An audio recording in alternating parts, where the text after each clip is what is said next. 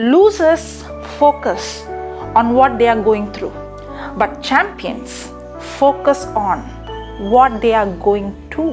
If you are a loser, then you have a mindset of focusing on the problem, on the symptom, on what you see. And the more I focus on the symptom, the more I'm magnifying the problem. But that's not what the Bible teaches us. The Bible teaches us how we can focus on what God has for us in the midst of our trials. And one of the example is Abraham.